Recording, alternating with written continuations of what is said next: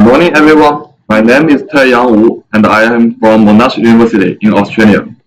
Today, on behalf of my colleague Chunkai, I'm going to present our work, the wearable blood pressure monitoring based on bio-impedance and photoplethysmography sensors on the arm.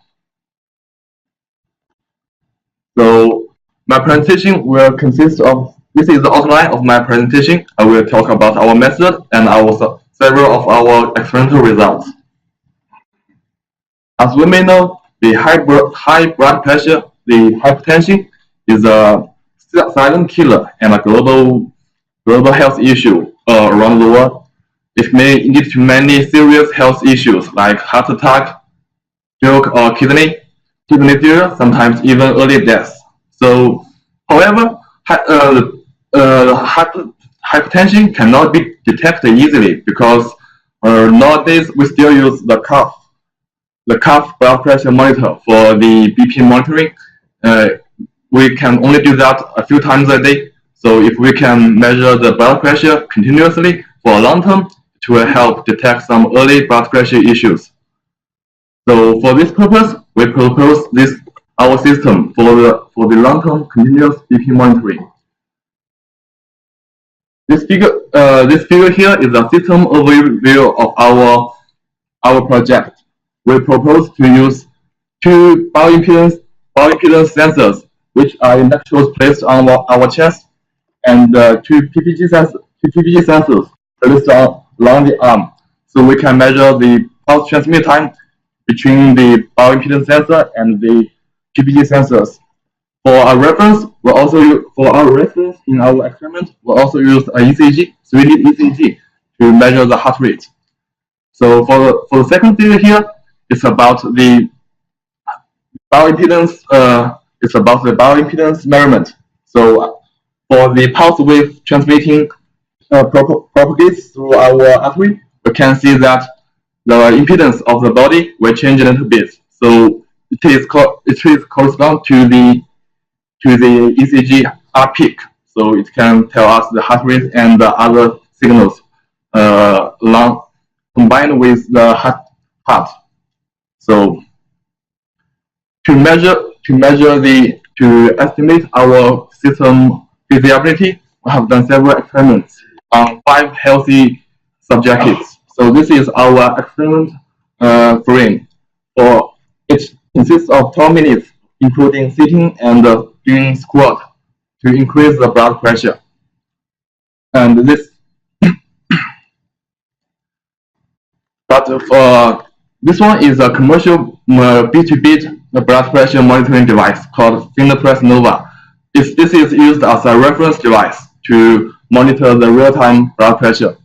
It is based on the finger cuff placed on the finger, so we can measure the beat-to-beat blood pressure. And we can use this as a reference to compare our results with this commercial device. Although this is one of the most advanced commercial devices right now, it is still very cumbersome and cannot be worn all the day on the finger because it can feel very uncomfortable after 15 minutes. I have worn it for a few times. So this is the author. He cannot meet you, but he can meet you here. So he is doing the experiment. For the experiment, for the sitting, he places his hand on desk to reduce the motions, and then he does the squat to increase his blood pressure. And after that, he will sit for a while to reduce the blood pressure. The next slide is about the Fingerpress Nova, the commercial device I just talked about. It can measure the continuous blood pressure. The red line is the systolic blood pressure, and the green line is the diastolic blood pressure. These are the PPG sensors placed on the finger. So it shows the heart rates.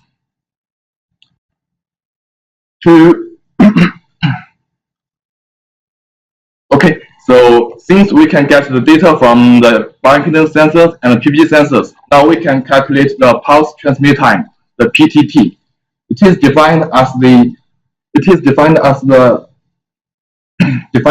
peak of the it is defined as the time difference between the bioimpedance signal and the maximum inclination point of the PPG signals. So this blue line is the PPG signal, and this red dashed lines is the first derivative of the PPG signals. The peak is the maximum inclination point. So by measuring the time difference between the bioimpedance signals and the PPG signals, we can get the PTT. Through PTT, we can calculate the pulse wave velocity, which is directly linked to the blood pressure. So this one is the blood pressure measured from the finger press device.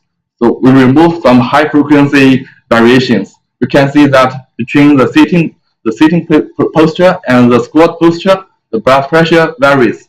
And we will show that our PWV measured from our PPT has a very good correlation with this measured blood pressure.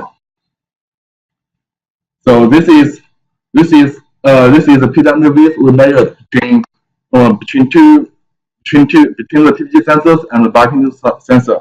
We have placed 2 PPG sensors along the arm, so we can get 2 PWVs, which is the green and blue lines. This red line is the blood pressure measured from the commercial device. As we can see here, we have a good correlation.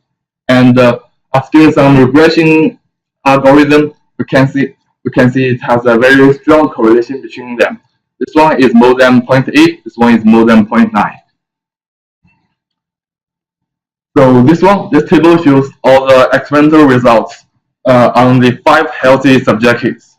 It summarizes that the strong correlation is not on only one subject, all of them, they have a strong correlation, and later probably we are going to do more tests on more subjects.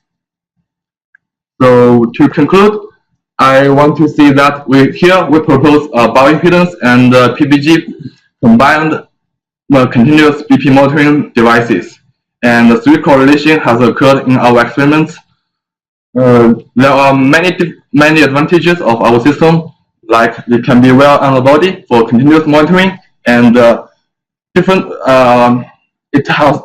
also does not have the pre-ejection period because we do not include ECG here. I know some of research are doing ECG and PPG for the blood pressure monitoring. It has some pre-ejection issues in there, and we can exclude that issue here. So in the future, our work aims to develop a BP monitoring algorithm. So instead of showing the PWV here, we are going to show the real-time blood pressure values. And although there are many challenges, we plan to integrate everything together on a wireless device using like 2 PPG sensors here, 2 electrodes here, and 1 maybe the MCU here, so we can calculate the blood pressure on real time and send it wirelessly to the end device for analysis. And that's it. Thank you very much.